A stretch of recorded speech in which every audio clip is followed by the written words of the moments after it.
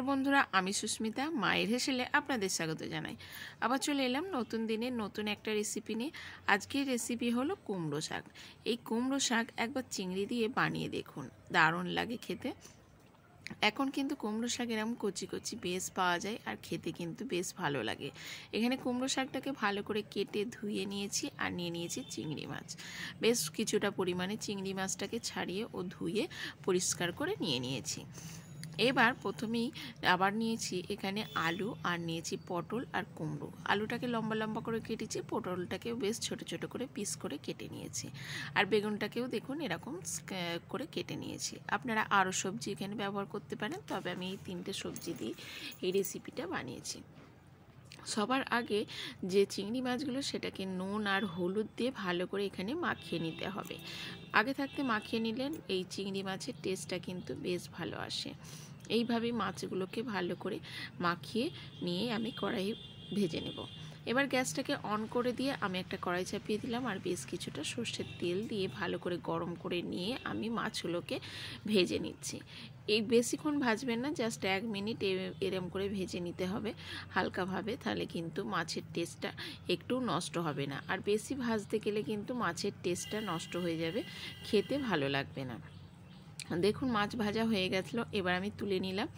আমি আরেকটু পরিমাণে তেল দিয়ে দিলাম আর ফোড়নে দিয়ে দিলাম 1 চামচ মতো 5 ফোড়ন, একটা তেজপাতা, একটা শুকনো লঙ্কা। ভালো করে ফোড়নটাকে এখানে ভেজে নিতে হবে, মিষ্টি গন্ধ যাই বার হবে তখনই পরের যে কেটে রাখা আলুটা সেই আলুটা আমি দিয়ে দেবো। সুন্দরভাবে দেখুন ভাজা হয়ে গেছে, ফেনাটা একদমই কমে গেছে। এই সময় যে কেটে রেখেছিলাম আলুটা, সেই আলুটা দিয়ে দেব আর নুন আর হলুদ দিয়ে আলুটাকে ভালো করে ভেজে নেব। আর এখানে বলে রাখি, আমার চ্যানেলে যদি নতুন বন্ধু হয়ে থাকেন তাহলে আমার রেসিপিগুলো যদি ভালো লাগে অবশ্যই চ্যানেলটাকে সাবস্ক্রাইব করে পাশে থাকা বেল আইকনটিটাকে প্রেস করে রাখতে পারেন, যাতে আমি নতুন রেসিপি ছাড়ার সঙ্গে সঙ্গে সবার আগে আপনাদের কাছে নোটিফিকেশান চলে যায়। দেখুন নুন আর হলুদও দিয়ে দিলাম। এবার আলুটাকে বেশ লাল লাল করে ভেজে নিলাম। অবশ্যই কিন্তু গ্যাসের ফ্লেমটাকে মিডিয়াম ফ্লেমে রাখবেন, তাহলে আপনাদের রান্না করতে কিন্তু খুবই সুবিধা হবে, পুড়বেও না আর খুব তাড়াতাড়ি কিন্তু কালারও আসবে না, আর সুন্দরভাবে সব কিছু সুন্দরভাবে সিদ্ধও হয়ে যাবে। ভাজা হয়ে যাওয়ার পর এখানে পটল আর আলুটাকেও দিয়ে দিলাম। আবারও আমি 2 মিনিট মতো এইভাবেই কিন্তু ভাজা ভাজা করে নিতে হবে এই সবজিগুলোকে। একদম সিম্পল একটা রেসিপি, কিন্তু খেতে খুবই সুন্দর লাগে। আপনারা এইভাবে একবার বানিয়ে খেয়ে দেখুন। আপনারা অনেকে অনেক রকম করে বানান, তবে এইভাবে একবার বানিয়ে খেয়ে দেখবেন, আশা করি ভালো লাগবে। এবার ভাজা ভাজা হয়ে যাওয়ার পর কেটে রাখা যে কুমড়ো শাকটা, সেই শাকটা আমি দিয়ে দিলাম। শাকটা দেওয়ার পর কিন্তু হালকা হাতে এপিট ওপিট করে নেড়ে নিতে হবে, না হলে তলায় যে সবজিগুলো ভাজা আছে সেগুলো কিন্তু পুড়ে যাবে। তার জন্য এইভাবে হালকা করে একটু নাড়াচাড়া করে ঢাকা চাপা দিয়ে দিলেই কিন্তু এই শাকের পরিমাণটা অনেকটাই কমে যাবে। দেখুন একটু নাড়াচাড়া করে নিলাম, করে নিয়ে এবার কিন্তু আমি ঢাকা চাপা দিয়ে দেব, না হলে কিন্তু বেশি নাড়া যায় না। কুমড়ো শাকের পরিমাণ এখন একটু বেশিই লাগছে, যাই ঢাকা চাপা দিয়ে দেবেন। 2 মিনিটের মধ্যে একা মতো ছেড়ে দেবেন, তখনই দেখবেন অনেকটাই পরিমাণে কমে যাবে। এবার যে পাটনাটা দেবো সেটা হলো গোটা জিরে, হলুদ সর্ষে, কালো সর্ষে আর 2টো কাঁচা লঙ্কা। ভালো করে আমি শিলনোড়াতে একটু পেস্ট করে নিয়েছি। শিলনোড়াতে পেস্ট করলেই সুন্দর একটা পেস্ট হয়ে যাবে। এবার দেখুন শাকটা অনেকটাই পরিমাণে কমে গেছে। এবার ভালো করে এগুলোকে একটু নাড়াচাড়া করে নিতে হবে।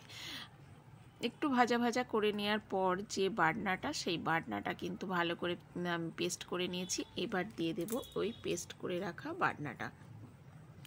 এইভাবে এই বাটনা দিয়ে একবার বানিয়ে খেয়ে দেখবেন, আঙুল চাটবেন সবাই। আর শাক কিন্তু কম বেশি সবাই খেতে ভালোবাসেন, আর যারা খেতে ভালোবাসেন না তারাও কিন্তু এইভাবে রান্না করলে তারাও কিন্তু খেয়ে নেবে। এবার দিয়ে দিলাম স্বাদ মতো লবণ আর দিয়ে দেব হলুদ কালারের জন্য। ভালো করে একটু নাড়াচাড়া করে নেব, আর আমি কিন্তু একটু জলও দিয়ে দিয়েছি বাটিটা ধুয়ে। ভালো করে সব কিছু এইভাবে কিন্তু মিশিয়ে নিতে হবে। মিশিয়ে না নিলে যে বান্নাটা সেটা কিন্তু ডেলা বেঁধে থাকবে, খেতে ভালো লাগবে না। তার জন্য একটু কষিয়ে নেবেন এইভাবে, তারপরে কিন্তু ঢাকা চাপা দিয়ে রেখে দেবেন জাস্ট 5 থেকে 10 মিনিট মতো। দেখুন এইভাবেই কিন্তু নাড়াচাড়া করে দিলাম, দিয়ে একদম গ্যাসের ফ্লেমটাকে লো ফ্লেমে করে রেখে দেব। তাতে কি হবে, এই যে শাকের ডাঁটিগুলো ভালোভাবে সিদ্ধ হয়ে যাবে, সব কিছু কিন্তু সুন্দরভাবে সিদ্ধ হয়ে যাবে। দেখুন আমি 10 মিনিট পর ফিরে এলাম, শাকের ভালোই সিদ্ধ হয়ে গেছে, জলটাও কিন্তু একদম কমে গেছে। এবার একটু নাড়াচাড়া করে নেব। এভাবে একটু কষিয়ে নিতে হবে। কষিয়ে নেওয়ার পর ভেজে রাখা যে চিংড়ি মাছটা, সেই চিংড়ি মাছটা দিয়ে দেব। চিংড়ি মাছটা দিয়েও কিন্তু এইভাবে কষিয়ে নিতে হবে, তাতে বেশ মাখো মাখো ব্যাপারটাও আসবে। আর চিংড়ি মাছটা দিয়ে কিন্তু আরও আমি 2 থেকে 3 মিনিট মতো রান্না করে নিয়েছি। যত সুন্দরভাবে এইভাবে মাছ এবার শাকটাকে কষবেন, ততই কিন্তু বেশ সুন্দর লাগবে খেতে, আর মাখো মাখো ব্যাপারটাও চলে আসবে। এবার দিয়ে দেব বেশ কিছুটা চিনি। আমি এখানে 2 চামচ মতো চিনি দিয়েছি এই শাকটায়, তাহলে কিন্তু ঝাল আর মিষ্টির ব্যালেন্সটা সুন্দর থাকবে, খেতে কিন্তু বেশ ভালো লাগবে। এবার চিনিটা দিয়েও কিন্তু আমি 1 মিনিট মতো এইভাবে কষিয়ে নিয়েছি। দেখুন কতটা লোভনীয় হয়েছে শাকটা। যেমনই দেখতে সুন্দর হয়েছিল, তেমনই কিন্তু খেতেও সুন্দর হয়েছে। দেখুন কত সুন্দর হয়েছে। এইবার অন্য একটা পাত্রে তুলে নেব, আর গরম গরম ভাতের সঙ্গে দুপুরবেলা পরিবেশন করব। আর খেতে কিন্তু খুবই সুন্দর লাগে। ভাতের প্রথম পাতে এরকম একটু শাকের তরকারি হলে আর কি চাই বলুন।